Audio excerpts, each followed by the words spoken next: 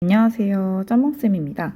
이번 시간에는 지난번 교과서 분석 영상에 이어서 제가 실제로 어떻게 시험 문제를 제작하고 만들었는지 그것과 관련된 영상을 준비해 봤습니다. 자, 본격적으로 내용을 들어가면 수업 실험 문제지는 일단 교실 상황과 수업 조건, 그 다음에 자료로 구성되어 있는 시험지 하나 하고요. 그 다음에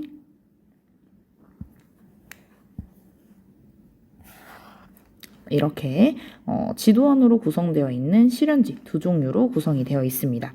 그래서 우선 아까의 자료를 먼저 한번 살펴보면요. 저 같은 경우는 교과서 분석에서 GDP라고 하는 개념을 속성 모형으로 시험 문제를 제작해 봤습니다. 자, 그래서 교실 상황을 보면 사회2, 그 다음에 중학교 3학년 교과교실에서 이루어진다 하고 나와 있고요. 시간이 조금 중요하겠죠. 시간 같은 경우는 여기 나와 있는 것처럼 1차시 수업으로 구성을 해도 좋고요. 아니면 블록 타임제로 제시를 해도 좋다. 상황에 따라서 출제자가 필요하다고 생각되는 시간의 양만큼 제시를 하면 될 것 같습니다. 자, 그 다음에 수업 조건 정말 중요하죠. 이것을 통해서 수험생을 변별하는 기준이 되니까요. 보통 저는 수업 조건을 제작할 때 일단 첫 번째로 자료를 모두 활용했는지, 자료 활용에 대한 판단, 그 다음에 판서가 구조화되어 있는지, 판서 구조화에 대한 판단, 그 다음에 학생과 교사의 활동이 구분이 잘 드러나 있는지, 학생의 발문이라던가 교사의 발문이 뚜렷하게 잘 등장하고 있는지, 자, 그 다음에 순회지도를 실시했는지, 3회 이상, 2회에서 3회 이상 실시했는지, 그 다음에 시간을 준수했는지, 제시되어 있는 시간을 준수했는지, 보통 요렇게 5개 정도의 조건을 가지고 수업 조건을 완성을 하였습니다. 여기서는 이제 5번에 흥미가 없는 학생을 가정하고 해결하는 시연을 보여라 라고 했는데요. 실제 시험 문제에서는 이렇게 등장하지는 않고요. 이거 같은 경우는 제가 각각의 순회지도 상황을 연습하기 위해서 구체적인 상황을 제시를 했습니다. 그래서 초반에 시연에 있어서 순회지도가 아직 좀 어렵다 하시는 분들은 이렇게 구체적인 사례를 제시한 시험 문제를 만들고 그거에 대한 연습을 하신다면 순회지도에 대한 연습이 잘 이루어질 수 있더라고요. 그래서 이거는 순회지도 연습용으로 추천드리는 부분입니다. 자, 그렇다면 내용을 한번 보도록 할게요. 이제 속성 모형을 제가 제시했다라고 말씀을 드렸는데 이제 속성 모형 지도안을 한번 살펴보면요. 네, 속성 모형을 제시하고 있고 속성 모형 단계에서 동기 유발 문제 제기, 속성 제시와 정의, 결정적 속성 검토, 비결정적 속성 검토, 예와 비의 제시, 가설 검증까지 지금 제시한 문제를 제작을 했는데요. 실제로 이제 이거는 12월 초쯤에 제작했던 문제고요. 1월로 넘어가서부터는 문제 제기부터 예와 비의 제시, 요 정도까지의 단계, 아니면 결정적 속성이나 비결정적 속성 검토, 요 정도, 한 3개에서 4개 정도를 가지고 시험 문제를 조정을 했습니다. 근데 이거는 초반에 전반적인 부분에서 연습이 필요했을 때 제작을 했던 문제이기 때문에 가설 검증까지 조금 더 넓은 범위를 가지고 문제를 제작하게 되었습니다. 자, 그럼 시험 문제를 만들 때 중요한 건 내가 어떤 단계부터 어떤 단계까지 시연을 요청하는지 그게 필요하고요. 그 다음에 각각의 단계에서 필요한 자료들을 만들어 내야겠죠. 그래서 동기 유발, 문제지기부터 가설 검증까지 각각의 단계별로 제가 어떤 자료를 필요로 했고 제시를 했는지 한번 살펴보도록 하겠습니다. 자, 아까 자료를 한번 다시 보면요. 일단 첫 번째가 동기 유발 및 문제 제기잖아요. 저는 이제 세계 여러 나라 국내 총생산 여기 뒤에까지 자료가 있는데요. 영국, 말리, 멕시코 같은 나라의 국내 총생산 지수를 제시를 하였습니다. 그래서 학생들로 하여금 수험자가 선생님 지금 세계지도를 갖고 왔는데 이 세계지도는 뭐에 대한 내용인가요? 1인당 국내 총생산에 대한 내용이네요. 그렇다면 영국, 말리, 멕시코 중에 1인당 국내 총생산이 높은 나라가 어디인가요? 영국이 지금 41,100달러로 가장 높게 나타나 있네요. 자, 그렇다면 여러분 여기에 국내 총생산이라는 말이 계속 나와 있는데 국내 총생산은 무엇일까요? 이런 식으로 동기 유발을 조금 하도록 제시를 한 거죠. 그래서 이거 같은 경우는 제가 교과서에 나와 있는 자료를 활용을 했고요. 다른 교과서 자료를 활용하시거나 아니면 외부의 다양한 기사, 통계 자료 이런 아니면은 뉴스 자료 이런 것들을 동기 유발 자료로 갖고 오셔도 얼마든지 가능하다라는 거 말씀드리고 넘어가겠습니다. 자, 그다음에 그렇게 이제 동기 유발이 끝났으면 두 번째 단계로 이제 개념의 정의를 확인을 해야겠죠. 그래서 자료 2번에서 개념의 정의를 활용할 수 있는 자료를 제시를 했습니다. 그래서 국내 총생산의 개념으로 이렇게 정의가 제시되어 있고요. 그 다음에 결정적 속성과 비결정적 속성을 파악을 해야겠죠. 그래서 자료 2의 내용 보면 개념들을 분석한 것들이 나와 있습니다. 그래서 여기에서 이 GDP, 국내 총생산이라는 개념을 완성하는데 결정적 속성을 한번 학생들한테 고르도록 하고 그렇지 않은 거, 비결정적 속성을 고르도록 할 수 있겠죠. 그래서 결정적 속성과 비결정적 속성까지 파악할 수 있는 사례로 이렇게 제시했다. 그런데 사실 우리가 결정적 속성과 비결정적 속성을 구분하기 위해서는 비교되는 개념이 있어야겠죠. 그래서 저는 비교되는 개념으로 GNP라는 것을 갖고 왔다. 그래서 이제 GDP가 국내 총생산인데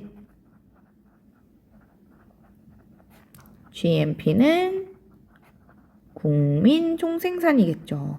그래서 다른 개념과 비교했을 때, 특히 다른 개념인 GNP와 비교했을 때 GDP가 갖고 있는 결정적 속성이 뭐냐? 여기 보면 GNP 일정 기간 동안 일정 기간 동일하죠. 이거는 그러면은 결정적 속성이 아니겠구나라고 학생들이 파악을 하겠죠.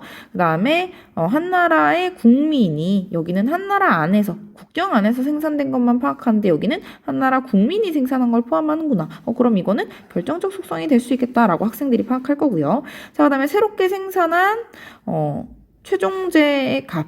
즉 새롭게 생산된 최종대의 가치도 중복되니까 비결정적 속성이라고 학생들이 확인을 하겠죠.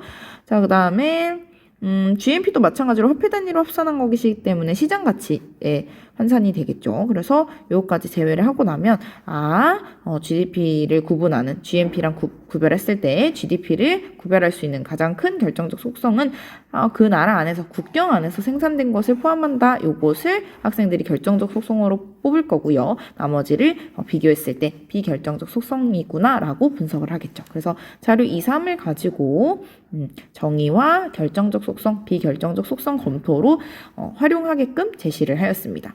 자, 그 다음에 자료 4번 보면 다양한 사례들이 나옵니다. 중국에서 생산된 배터리, 삼성의 핸드폰 이런 것들이 나오죠. 그 다음에 중고 자동차, 빵가게에 납품되는 밀가루, 가정부의 월급 이런 것들이 나오는데 이런 것들은 이제 대표적으로 이제 GDP 개념을 배우고 나서 얘와 비례를 확인하는데 사용했으면 좋겠다라고 제시한 자료구나라고 파악을 할 수 있겠죠.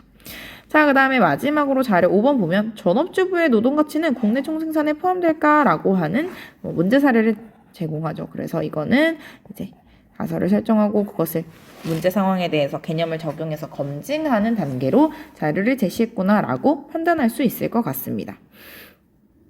그래서 정리된 걸 한번 살펴보면요. 이렇게 답지까지 만들면 활용하기 굉장히 좋거든요.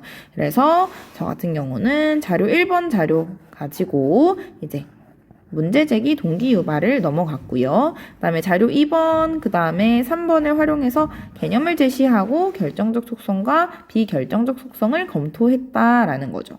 자, 그 다음에 4번을 가지고 자료 3, 4를 가지고 GNP도 비례이긴 하니까요. 그래서 자료 3, 4를 가지고 얘와 비례를 확인을 했고요. 마지막에 자료 5를 가지고 개념을 새로운 상황에 적응하고 그 개념의 이해도를 검증하는 가설 검증으로 활용을 했다. 그래서 이런 식으로 답지까지 구성을 해서 시험 문제를 제작을 하였습니다. 자, 그 다음에 직소 모형으로 한번 넘어가 보도록 할게요. 직소 모형도 마찬가지로 수업 교시 상황이라던가 수업 조건 동일하고요. 수업 조건 다시 한번 정리해보면 자료를 활용했는가? 그 다음에 판서 구조화가 되어 있는가? 그 다음에 순회 지도를 실시했는가? 그 다음에 학생 활동과 교사의 활동을 구분했는가? 그 다음에 시간을 준수했는가? 그 다음에 아까 언급하지 않았었는데 마지막으로 하나 더 추가하면 이제 절차를 안내했는가? 그래서 이렇게 5개에서 6개 정도를 기준으로 수업 조건을 구성했다. 그 다음에 여기에다 별도로 순회 지도를 연습하거나 배움 중심 수업을 연습하기 위해서 별도로 특정 상황을 가정하고 그걸 해결하는 과정에 대한 조건을 제시해도 좋을 것 같다라고 말씀을 드립니다. 자, 그래서 자료를 보면요. 일단 자료에서 기본적으로 절차 안내가 있었기 때문에 직선 모형에 대한 절차가 제시되어 있습니다. 자, 그럼 이것과 관련된 지도안을 한번 보도록 할게요. 자, 지도안 보면요. 아까 교과서 분석에서 이제 기본권에 5가지 종류가 있고 이걸 가지고 직소 모형으로 수업 설계를 할 수 있다라고 말씀드렸는데요. 그래서 기본권 종류를 갖다가 직소2 모형으로 설계를 하였습니다. 그래서 전체 제시 중에 이제 문제 제기, 그 다음에 모집단에서 형성하고 학습단원 전체를 읽고 전문가 집단에서 학습하는 과정까지 제가 제시를 했네요. 그래서 이렇게 이 단계로 수험자가 실행을 하도록 제시를 했고요. 각각 자료를 보면서 어떠한 자료들이 각각의 단계에서 적절한지 한번 살펴보도록 하겠습니다.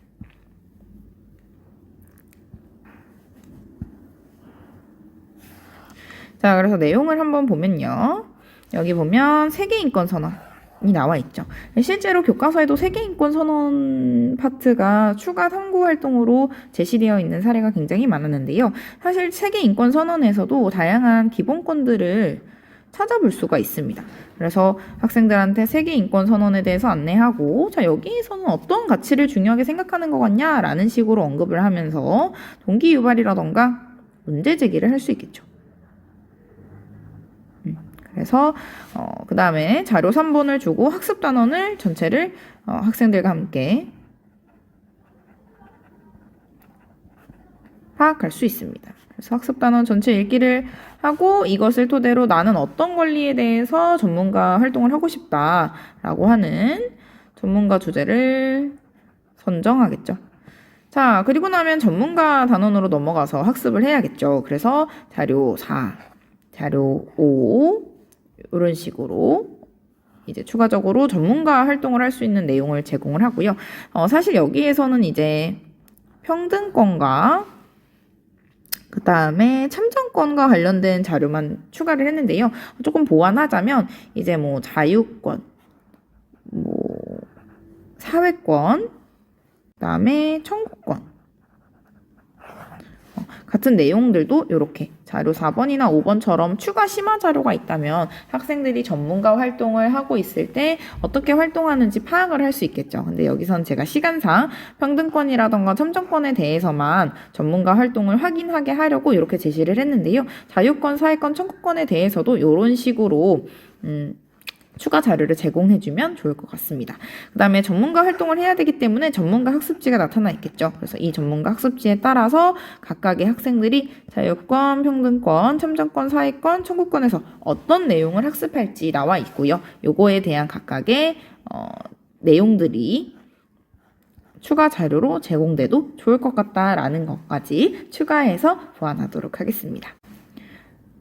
자, 이렇게 해서 오늘은 교과서에 나와 있는 내용을 토대로 제가 실제로 어떻게 시험 문제를 제작했는지에 대해서 이야기를 나눠봤는데요.